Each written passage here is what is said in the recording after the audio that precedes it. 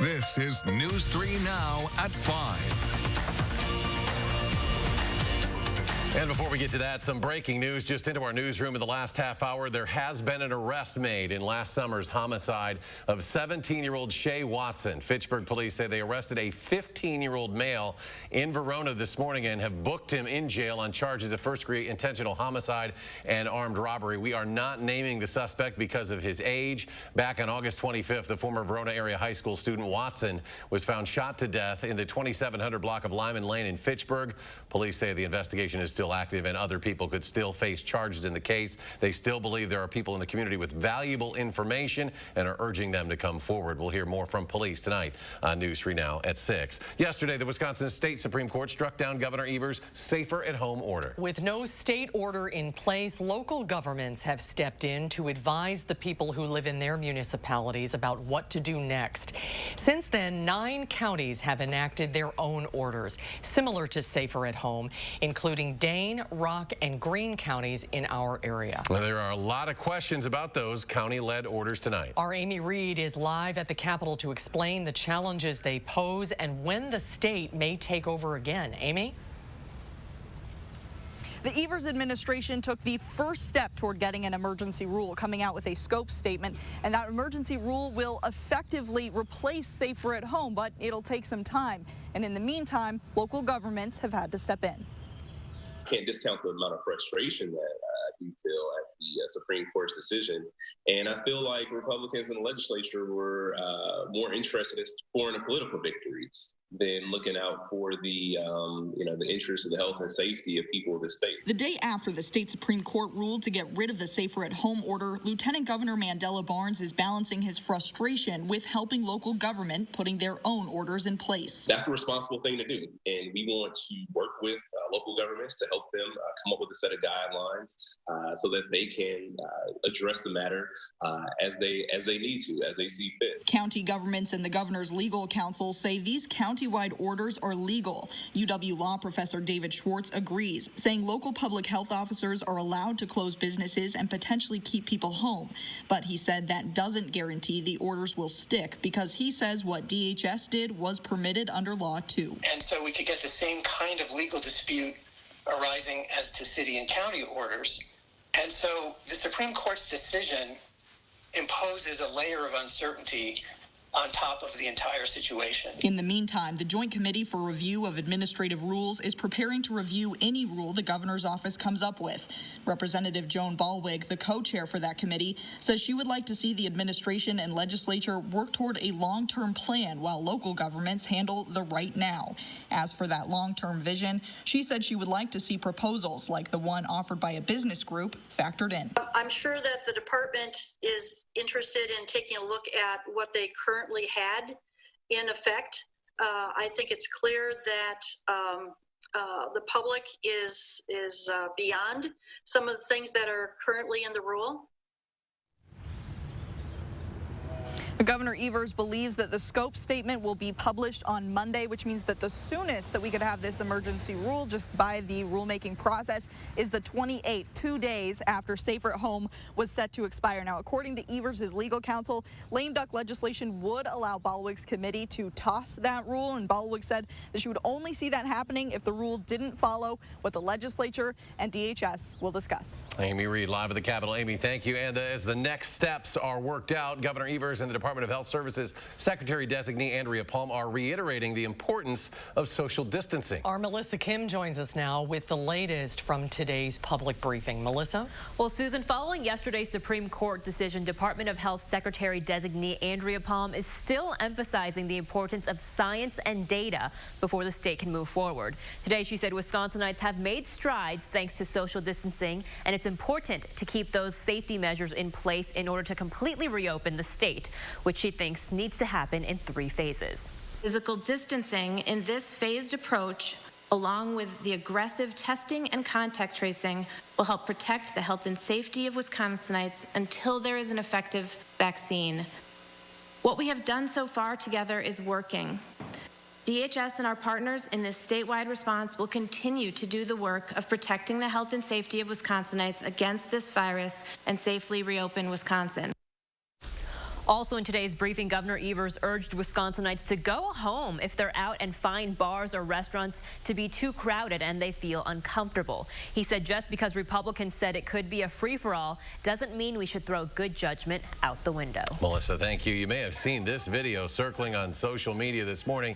This is Nick's Bar in Platteville, open and full. This was just about an hour after the safer at home order was dropped. It's one of many bars that opened their doors for the first time in months last night. Our Gabriela Becerra traveled to Grant County to show us just how different the picture looks in a county without a safer at home order in place. Life is almost back to normal here on historic 2nd Street in downtown Platteville as customers are able to finally sit at a bar and order food and drinks again. Brothers on 2nd is open today for a dine-in lunch for the first time since the order was introduced. The owner, Dale Jacobs, has 4 bars in the area. A couple of them were up and running last night as soon as the order was lifted. He said he had to jump at the opportunity to make money with the business being so slow over the past month. Right now, if you're sitting in my shoes, especially with 4 bars, and you haven't had any income, you're going to jump as quick as you can at the opportunity. And what we felt, we need to get some cash flow. Although his bars are making adjustments to keep safety a priority, Jacob says it will be difficult to enforce guidelines. Jacob says his bars will respect any orders that the city, county, or state put in place in the future. In Platteville, Gabriela Becerra, News 3 Now. Thank you, Gabby. The Grant County Health Department is asking for voluntary compliance in following safety guidelines. According to a Facebook post, the option to introduce an order remains possible if voluntary compliance is insufficient. Another municipality asking their residents to voluntarily comply with safety guidelines is the Darlington Police Department. Josh Spreiter is here now with more from that city's police chief tonight. I first broke this story to you on News 3 Now this morning, and after following up, I'm now learning more context about a post to social media by Darlington Police. Here's that Facebook post right here. In part, the department says that folks should know there are several active cases of COVID-19 in the community with at least 1 resident in a Madison hospital. They say they're sharing this information because they want you to carefully consider what precautions you should take as you go back to your daily activities. For now, Darlington Police Chief Jason King tells me they won't be enforcing anything, but the department is aware local businesses may choose to voluntarily observe some of the safer at home and social distancing practices. If they do, they ask that you please be respectful of their wishes. Josh Spreiter, News 3 Now. 350 new cases were reported today, putting Wisconsin's total at more than 11,400, 434 deaths. Out of the people who tested positive, 1,939 have been hospitalized. Roughly 53% have fully recovered. The percentage of new positive COVID-19 tests has slightly increased, 6.4% today. According to health officials, DHS says Wisconsin continues to see a downward trend in positive tests within a 14-day period, but the state is no longer seeing a similar trend in reports of those with COVID-19 symptoms. As of Thursday, only 4 of the 6 gating criteria are being met as part of the governor's Badger bounce back plan. Yesterday, 5 of the 6 criteria were met. Despite this, some bars and businesses around the state have opened due to the Supreme Court striking down that order. It's kind of a gloomy Thursday across southern Wisconsin. Let's get a first check on the forecast with meteorologist Gary Canolti. Gary? Susan, we've had some showers and thunderstorms from last night through this morning. It's been mainly cloudy this afternoon, but you can see on visible cloud track there are some breaks in the clouds, allowing temperatures to warm up a little bit. But now a cluster of pretty strong thunderstorms is developing around Des Moines, Iowa. In fact, a severe thunderstorm watch has been issued until midnight down there. Those showers and storms are heading northeastward and probably will affect areas south of Madison through the evening and early overnight hours. Temperatures right now have risen to 65 in Madison. Janesville still at 70 degrees. They've had at least a few peaks of sunshine, but most areas seeing temperatures in the mid to upper 60s. Over the next 12 hours, those temperatures will fall into the middle 50s. It'll be another mild night tonight. And once the rain ends, we'll see some fog overnight. By tomorrow morning, temperatures will be in the middle 50s. Look for skies to turn partly sunny for tomorrow, and we'll see a mild day with a high of 72. Later on, I'll take a look at a forecast that still includes some 80s as we head into next week. Thank you. Another 3 million Americans filed initial unemployment claims last week. That brings the total number of people making first-time claims since mid-March to 36.5 million. It is the 8th week in a row the number for initial claims decreased after peaking at 6.9 million in the last week of March. Economists say the new number is relatively good news because it means that things aren't getting worse amid the pandemic. Well, 2 witnesses has told lawmakers on Capitol Hill the Trump administration ignored early warnings of supply shortages at the outset of the outbreak in the United States. The owner of a major U.S. surgical mask manufacturing company told a House subcommittee the Trump administration ignored his offers to ramp up production in the early months of the pandemic.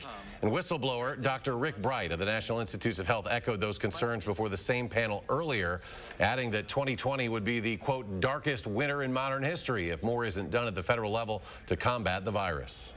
We do not still have enough personal protective equipment to manage our healthcare workers and protect them from influenza and COVID-19. We still do not have the supply chains ramped up for the drugs and vaccines, and we still don't have plans in place on how we distribute those drugs and vaccines. Health and Human Services says Bright's complaint is, quote, full of one-sided arguments and misinformation. President Trump continues to call Bright a disgruntled employee. There may be debate over when to open the economy, but the partisan gap over it is already opening wide. A new CBS poll shows the majority of Americans think the top priority for the country should be staying home, but there is a growing gap between Republicans and Democrats on reopening. 62% of Republicans want the country to prioritize going back to work, even if it exposes more people to the virus. That's up 10 points from 3 weeks ago in late April. A new CBS News poll shows governors are getting support from Americans when it comes to the pandemic. 66% say their governor is handling the crisis well. But President Trump has less support. 43% say they believe the president is doing a good job. A new study has found that COVID-19 tests being used by the White House frequently miss cases of the virus. The White House uses the Abbott ID Now test, which can show results in just 13 minutes. But NYU researchers found the test to be, quote, unacceptable for use with patients. They looked at nasal swabs from 101 patients who came in for testing. Another diagnostic test found that 31 of them had COVID-19. Of those positive swabs, 48% were negative with the Abbott test. The Food and Drug Administration, which authorized the test in March, is now investigating. A new study shows that cats can become infected with COVID-19 and may be able to pass it on to other cats. That's according to a study published in the New England Journal of Medicine, which was led by a UW-Madison School of Veterinary Medicine professor. In the study, the cats that tested positive for the virus did not show symptoms. The findings suggest that cats may be capable of becoming infected with the virus when exposed to people or other cats that tested positive. The best strategy right now is to keep them socially distanced from other people and other pets. We still don't know exactly what role, if any, pets play in the transmission of the virus, but it is clear that cats at least can get infected. UW veterinary care officials say that if you have tested positive for the virus, limit your interactions with your pets. Well, since the COVID-19 pandemic, there's been a significant increase in the amount of people in Wisconsin who have filed for the state's food share program. DHS says that it has seen a 129% increase in applicants for the SNAP program. It allows benefits to be loaded onto a Quest card so people are able to purchase food. It really depends on kind of where we see the economy going, and if it improves, then we will likely see a reduction in the number of SNAP applications coming through. But again, the number of applications really is an indicator of kind of overall economic health at both the state and national level. Wisconsin's SNAP program is 100% federally funded. In response to the Safer at Home order being lifted, many churches are deciding what to do about services. The Catholic Diocese of Madison is formulating a plan in order for parishioners to get back to church. Bishop Donald Hying says that Dane County will allow 25% capacity of the building to be filled with parishioners, but they will still practice social distancing. What's prudent, what's responsible, how can we be as accessible as we can, but again, balancing spiritual needs of people and the necessity of public health measures going forward. Shepherd Lutheran Church says their COVID-19 task force will meet this Sunday to decide what steps are next. Ahead on News 3 Now at 5, what safety guidelines airlines are using or aren't using to help keep passengers safe. And coming up tonight at 6, after the Supreme Court's ruling, the Department of Workforce Development says if you don't feel safe going back to work, well, you might have some issues getting unemployment benefits. That story at 6. Strong day of trading on Wall Street. The Dow surging some 377 points. The Nasdaq up more than 80, and the S&P jumps 32.5. And we'll be right back. Take a break from cooking at home and order takeout from your local Monk's Bar and Grill. Monk's is offering curbside pickup takeout service for your safety and convenience during these difficult times. Visit monksbarandgrill.com for takeout menus and online ordering. The world may be shut down, but Mother Nature won't wait. Normal wear and tear on your home won't wait either. So if you need a home improvement, we're here to help. With exclusive offers to save you money on roofing, siding, windows, gutters, and design services, all with 0 down, 0% interest, and no monthly payments for 6 months. Plus free virtual consultations from the comfort and safety of your own home. Visit fryconstruction.com for exclusive money-saving offers and contact us today. Stock up on spring essentials at Blaine's Farm and Fleet. Right now, we have low prices on must-haves for your yard, home, vehicle, and more. Like select Rust-Oleum spray paints, just $2.99. This Chamberlain Power Garage Door Opener, $119.99. Milwaukee M18 2-tool combo kits are only $179. Plus, place your order online or on our mobile app and pick up your items in our convenient drive-thru. You don't even need to get out of your car. Find value at Blaine's Farm and Fleet.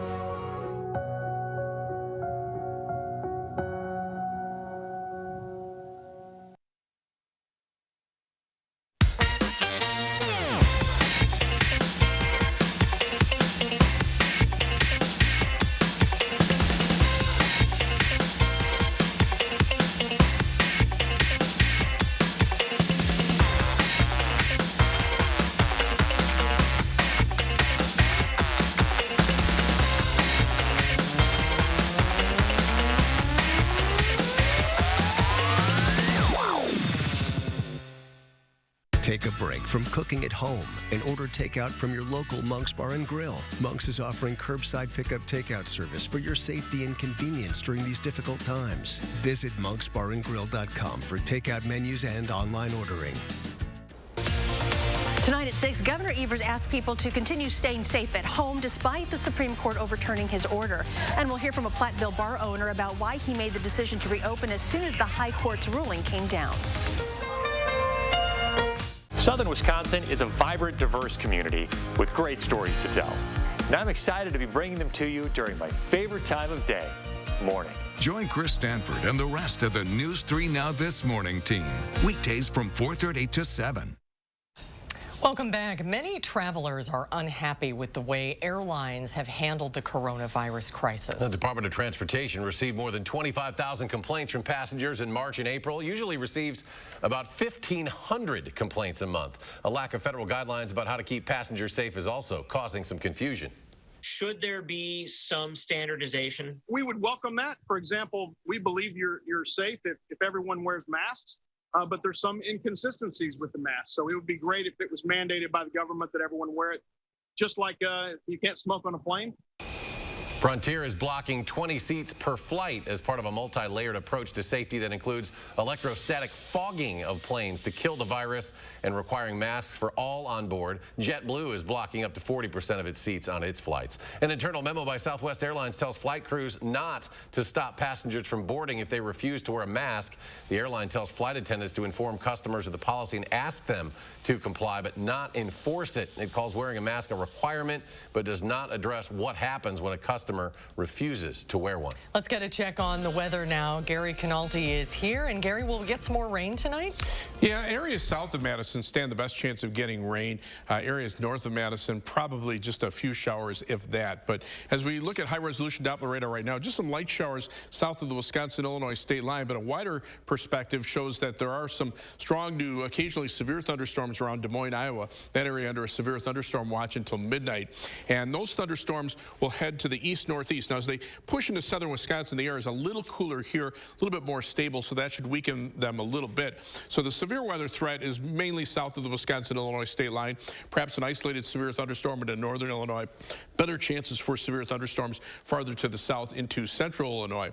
But there's the potential for some heavy rain out of some of those showers and thunderstorms, areas that have already received a little bit of heavy rain overnight. So a flash flood watch is in effect until 7 a.m. tomorrow morning for northwestern Illinois.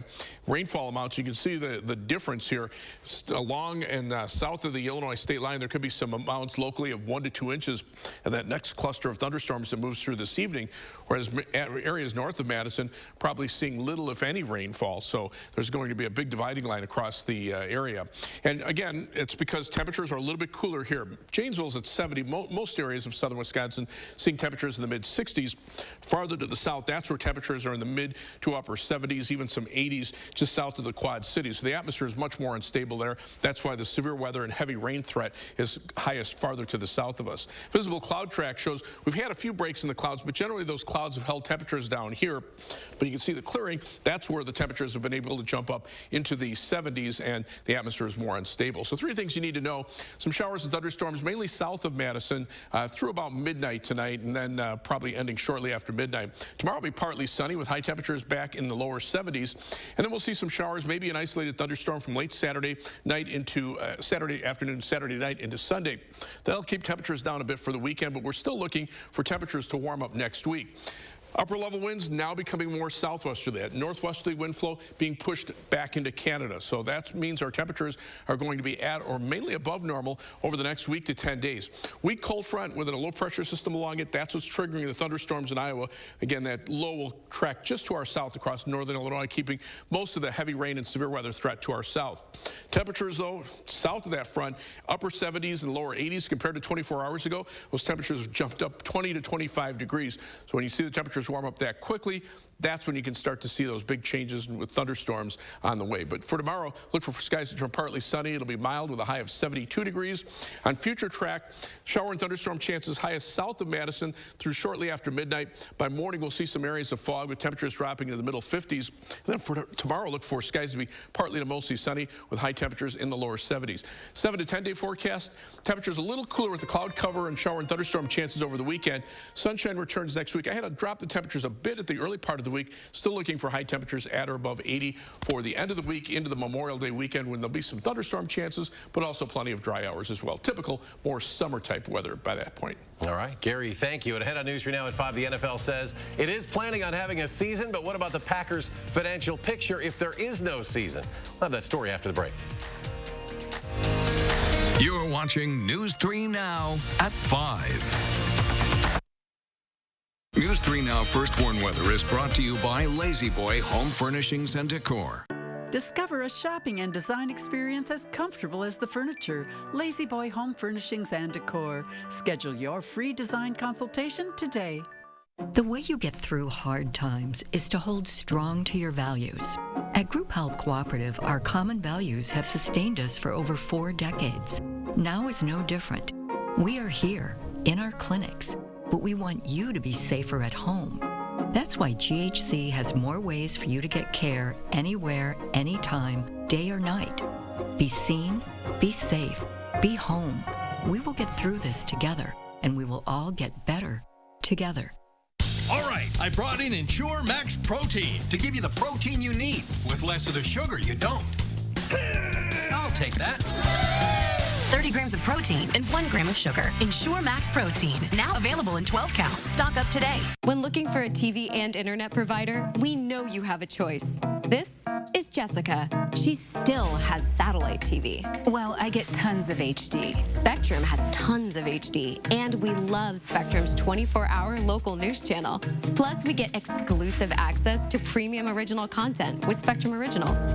I don't have that. Get Spectrum TV from $44.99 a month. Call 833-976-4499. Spectrum Internet starts at 200 megabits with no data caps and a free modem. We have to get internet from another company, and it isn't nearly as fast. Spectrum Internet, $44.99 a month. I'd switch, but I'm stuck in a contract and would have to pay up to $480 to cancel. Spectrum has no contracts, and they'll pay up to $500 to help you out of yours. That's it. I'm switching to Spectrum. Get Spectrum TV and internet from $44.99 a month each. Call 833-976-4499. This is our home. We've never seen it look quite like this. But there's no mistaking it. And it's our job to protect it. Because the best people to fight for our communities are those within them. So if you've just bought a Volkswagen or were thinking of buying sometime soon, we're here to help with the community-driven promise.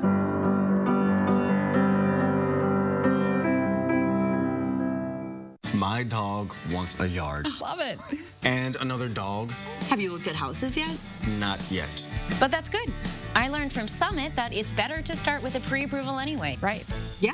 You can decide how much you're comfortable paying each month and then back into your price range. Oh, and start putting the difference between your rent and your future mortgage into savings. With Summit Credit Union, you might be more ready than you think. I think it's great. Summit helps people build confidence and knowledge to move forward. It's your money. Own it. Summit Credit Union. Shop the largest selection of quality furniture and mattresses from the comfort of your home on steinhoffels.com. Right now, Steinhoffels will ship your purchase free to your curb, driveway, or garage. Start shopping right now with a name you can trust. steinhoffels.com. The NFL has said it is planning on having its season this year, but just in case they don't, the Packers are prepared financially. According to ESPN, the Packers have $385 million in their reserve fund, and depending on what happens with the 2020 NFL season, they might have to dip into it. The Packers, without a single deep pockets owner, long ago established a savings account specifically to ensure the team could cover expenses for 1 year in case both league-wide and local revenue dried up. The Packers, of course, are publicly owned with more than 5 million shares of stock held by more than 360,000 people. No one person can own more than 200,000 shares. The Badger Conference has decided not to participate in the extended spring sports season this year. The president of the Badger Conference athletic director said today that while it's sad for student athletes and coaches, the decision will give the seniors closure. Last month, the WIAA allowed the extension of the spring sports season into July and August. The Badger men's basketball coaching staff has been named the Wisconsin Basketball Coaches Association Staff of the Year. That's according to the Wisconsin Basketball Twitter page. The coaching staff led the Badgers to a 21-10 record, a share of the regular season Big Ten title, and of course the top seed in the Big Ten tournament. March Madness was canceled due to the pandemic, so it's unsure how far the Badgers could have gone, but a great season nonetheless. Final check of your first warn forecast when we return. Oh my gosh. Wow. Who am I? Wow, is that really me? Hi, I'm Annette, and I'm an actress. Under eye bags and wrinkles are so frustrating. They're so hard to hide and so hard to get rid of. I came across Plexiderm, and I was so excited. We have a model. His name is Richie, and all he's doing is taking a small amount. It's so powerful. That's all it takes. And what I love about Plexiderm is this is something that you can do in the convenience of your own home. It literally creates an invisible layer that tightens the skin and smooths it out. All you do is gently rub it underneath your eyes, on your fine lines and wrinkles, and it visibly disappears in as little as 10 minutes. My real true opinion is totally words I can't say on camera. This is absolutely unbelievable. I mean, I could feel it just lifting my skin. It was amazing. It feels good. Feels great. Looks even better. I can't even believe that this worked. I was a little skeptical, I am not going to lie, because I saw people online with it. I'm like, yeah, right, that can't possibly work. I'm telling you, it really works. I thought I might see a little difference, but to see that big of a difference, and I felt something happening, but I had no idea. Like, I have so many dark circles, I have the puffiness, I have the lines. Like, it's amazing. I love it.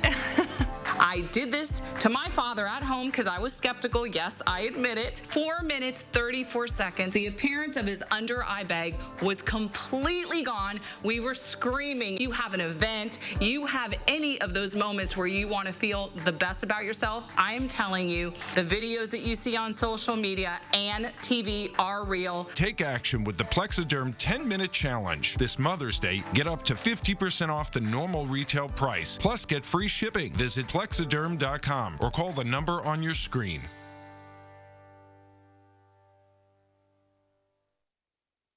TSR Concrete Coatings is the nation's largest residential concrete coating company, proudly serving homeowners throughout Wisconsin.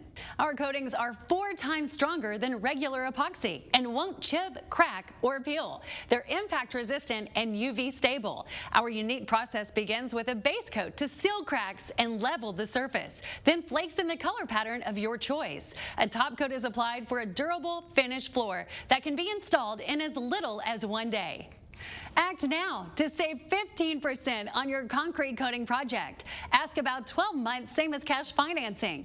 TSR Nation is growing by the day with satisfied customers throughout Wisconsin, and we want you to be a part of it. As a special bonus, call during this program and receive a free TSR swag pack with your concrete coating project. Call 1-800-886-8411. That's 1-800-886-8411. Coming up on the CBS Evening News, whistleblower Rick Bright tells Congress our window of opportunity is closing to stop the pandemic from getting worse, warning the U.S. could face the darkest winter in modern history. Plus, our series Racing to a Cure, how a drug combination could be a 1-2 punch to knock out COVID-19. And we'll meet a 5-year-old stepping up as America's cutest substitute teacher. That's all coming up tonight on the CBS Evening News. Let's head to Gary now for a final check of the weather. Gary? We'll see one more round of thunderstorms this evening, mainly south of Madison, but the severe weather threat looks like it'll stay in northern Illinois. The storms you're watching are over around Des Moines, Iowa, where severe thunderstorm watch has been issued. But you can see in the short term, it'll be a while before those showers and storms get to us, probably mid to late evening. Temperatures right now range from 70 in Janesville to the middle 60s across the rest of southern Wisconsin. By tomorrow morning, we'll be in the middle 50s with some areas of fog overnight once the rain ends. Then look for partly sunny skies tomorrow with a high of 72. Extended forecast still looks pretty nice, especially from much of next week. Highs in the 80s by the end of the week. All right, Gary, thank you. We're back in 30 minutes for News 3 Now at 6. CBS Evening News is next.